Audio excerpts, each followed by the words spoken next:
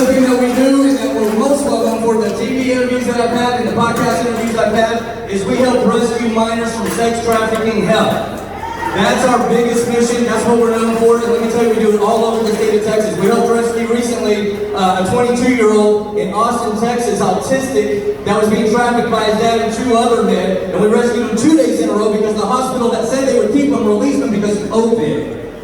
So he went back to the shelter where he was being trafficked. And we had to send another rapid response team member out to get him. So here's how it works. We have an eyes and ears team that goes online. They track down pedophiles, they hunt traffickers, they give us the intel, and then what we do is we work with law enforcement to go out, we put on our vest, we put our lives on the line, we do it voluntarily because we care about our children. They're our future, and the real pandemic isn't COVID. The real pandemic is child sex trafficking in this nation and in our communities.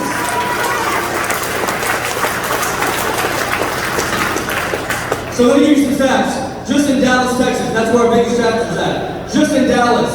And this is, by the way, pre-Joe Biden, pre-fraud president that opened up our borders. There was 400 underage girls a night just being trafficked in Dallas each and every day. The average age is 12 years old. The average time that a child is trafficked is right at 6 to 7 years, and during that time, and I'm going to choose my words carefully, I know the children here, they're assaulted 6,000 times. So we partnered with Treasure Vessels Foundation. Treasure Vessels has a 30-acre campus in Collin County where they house and care for girls that come out of sex trafficking. What we do is we put the pieces back together. What we do is we show them that they're still loved. They're not damaged goods. A bad thing happened, but what we're going to turn a bad thing, what we're going to turn is a test into a testimony. We're going to pull other girls out of hell. We're going to encourage them. We're going to educate them. We're going to provide food and medical and dental and professional counseling for these women because they deserve it. They deserve it. We also partner with Answer International, Pastor Troy Brewer of Mount Sheldon. They're at Open Door Church. They've rescued over 5,000 kids in 54 different countries just since 2004. They do a huge work. If you go to www.patriotsforamericanmilitia.com, you can click on their donate page and you can donate to those organizations. But let me tell you guys, it's only getting worse. This administration has sacrificed our children on the altar of boats. They have lined up our border with unaccompanied minors, and it's a trafficker's dream right now. It's a trafficker's dream. And what are they doing it for? They're importing votes. They're importing Democrats. Because if they can turn Texas blue, when Texas goes blue, the rest of the nation is blue. How did they do it? Well, it's the same thing Obama did.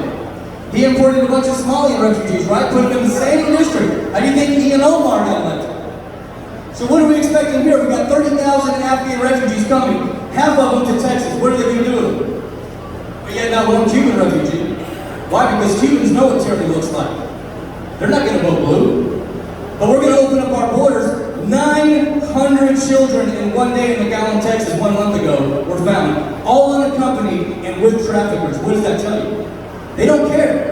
They don't care about our children, and they certainly didn't care about these 13 warriors that are sitting here in the pictures right in front of you, most of them 20, 22 years old, because they gave their lives on the altar of freedom and liberty on an administration that didn't give a single damn about their life. So what are we going to do? What are you going to do? Because we're going to fight. We're going to fight this fight. Let me tell you, there's a big difference. There's a big difference between patriotism and conservatism. Because not all conservatives are patriots, but all patriots are conservative. Does that make sense? We have a lot of friends out there that are still sitting on their proverbial couch, right? Beating their chest. Put me in the damn coach. Let me tell you, as a militia leader in Texas, I have so many people say that. Put me in. When can I serve? What can I do? How can I help? Well, here, show up at this event right here in Colorado City, Texas. Oh man, I'm sorry. My wife has got such and such hair appointment. I'll get her that. Any excuse you can think of. But what is it going to take? What is it going to take for the average American? Not you patriots sitting here before me now. What's it going to take for the average American to get up off their rear and get activated? Is it going to be the vaccine passports? Is it going to be the Band-Aids on backs? What's it going to take? Because let me tell you, Joe Biden,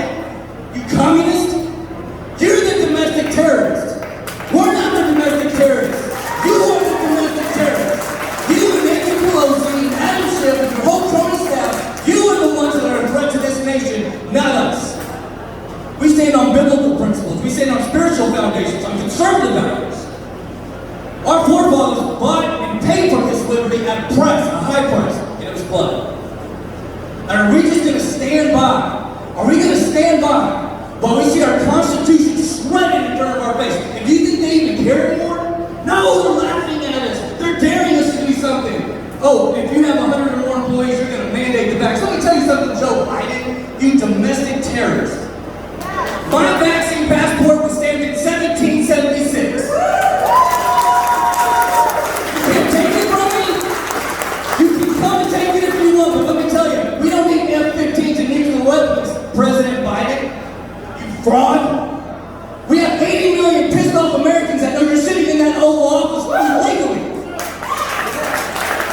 We don't need weapons of mass destruction. No, sir. No, sir. We have a lot of patriots, but we need more. We need more. We need more like you, and everybody in this crowd that's going to stand up and fight for our rights. Fight for these 13 warriors that lost their lives. Fight for our children because God knows they are the future. There's a quote that said, we're only one generation away. One generation away from losing our Constitution, from losing our freedoms and liberties. If we don't stand up for our kids, if we don't fight this fight, and I'm not just talking about vaccines, I'm not just talking about sex trafficking, I'm not just talking about the demonic CRT that's trying to invade our schools and indoctrinate our kids. I'm not talking about any one of those things, I'm talking about all of it. If we don't protect our children, if we don't instill in them a sense of liberty, like Edmund Burke said, the only thing for evil to prosper is for what? For good men to do nothing. So what are we doing? We're here today, but what happens on Monday? What are we doing? Are we taking it back to our job places? Are we going into our workplaces? Are we standing up for what we believe in? Because let me tell you, just like the Jews wore the flag, or the star, we're wearing the same star if you're unvaxxed. Do you believe that? Do you believe that there's a propaganda machine saying that we have a pandemic of unvaccinated people trying to demonize us, trying to make us lepers in society? Do you believe that? Because that's what's happening. It's literally the same playbook that Hitler gave to the German people against the Jews. Is it not? I'm a student of history. I'm a student of history. Listen to me. In the early to mid-30s, Hitler did something unprecedented for his time. He didn't have social media, he didn't have mass media, he didn't have a platform that we have now, right? But between just 1932 and about 1934-35, he convinced a nation, an entire nation, to turn in your neighbors, to get them loaded up on rear cars, to ship them off to death camps, and he did it using what? Radio and newspaper. But it took time. It took time. Can you imagine if he had the tools that we have today? Can you imagine if he had that? It's literally the same demon, it's just a different generation. It's the same playbook being played on the same humans because people don't change, times change. People fall for the same thing every time. That's why the devil doesn't have any new tricks, because his old tricks, they work so well. They work so well. So I challenge you, I implore you, when you go home, don't just go home, turn on your television, and bark at your TV, and get mad and throw your hat on the ground and say, I'm tired of it! Do something. Get activated. If you can get 3 people, if you can get 3 people to change their mind, you can start a movement. Because those 3 will get 3, and those 3 will get 3. If you can get 3, listen, we have Governor Greg Abbott in office. I'm not an Abbott fan, and if you are, you are. But we have 3 awesome candidates for governor right now. We have Colonel Allen West, we have Don Huffines, and Chad Kroeger. And whether you like either one of them or none of them, let me tell you something. If we don't get Abbott out of the governor's mansion in Austin coming up in this next primary, I don't know what's going to happen, but if they're mandating vaccinations, let me tell you, it's only political season, it's only election season. What's going to happen? He already shut us down once. He already took away liberties and freedoms. He already raised the suicide rates, the domestic violence rates. Everything went up off of a virus that has a 99.7% survival rate. Everything went up. He destroyed lives. He destroyed families. He destroyed businesses. And do you not think he's going to do it again? Of course he is. Of course he is. The The propaganda that this administration is forcing upon our American people is not just divisive, it's lethal and it's treason. It's treason. Have they? God forbid Trump left $85 billion in weapons in Afghanistan to arm an entire terrorist organization. Oh, the outcry. Impeachment again. Treason. I can't believe it. He needs to step down. Incompetence. Treason. But because it's left, because they own me, they get a pass. They get a pass. And why? Because we're not doing enough, we're not saying enough, we're not speaking up enough, and that's why. Nancy Pelosi, I'm going to call it like I see it. I don't care if I have a 3-letter agency knocking on my door on Tuesday. Come and get it! You're a domestic terrorist, you're involved in treason, and if we lived 100 years ago, you'd be hung by the gallows, but we don't live in that time.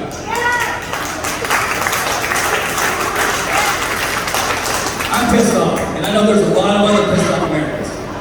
I am pissed. I'm angry, I'm upset, and I know you are too. But here's the deal. We can't just go charging in. We can't do it. We gotta organize better. We gotta come together. All this infighting within our party, all this infighting within our organizations. If we can set that aside and come together, maybe we can put a dent in the universe and change this nation, protect our children, and honor the blood that was sacrificed on the blood and the altar of liberty and freedom for this nation. All by these veterans that you see right here, and all before, but we have to try.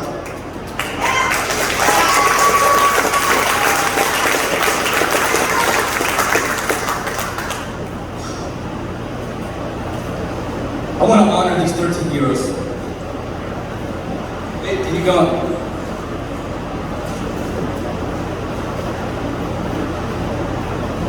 PFA man, can you come up?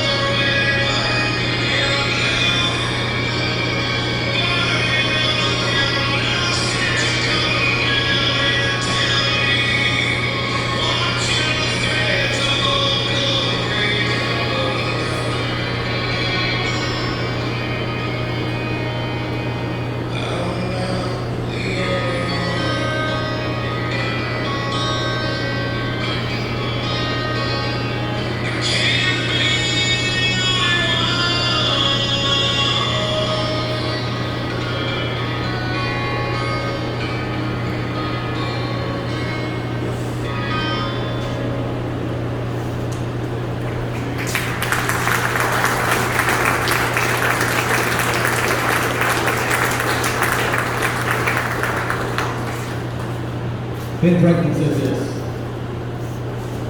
He said, those are willing to forfeit essential liberty to purchase a little bit of security. Deserve neither and will lose both. Make no mistake, patriots, we are in the fight for our life. We are in the fight for our nation, we're in the fight for our children, and if we want our children and our grandchildren and our great-grandchildren to grow up in a nation that we got to deserve, that we got to enjoy, that we got to prosper in, it's going to take each and every one of us here to do something. It's going to take all of us. It's going to take every bit of us doing every bit we can. We all got to be pulling at the same time, which is what we're doing. Thank you for these 13 heroes that gave their lives. Thank you, Kristen, for putting on this amazing event. And thank you for each and every one of you that showed up.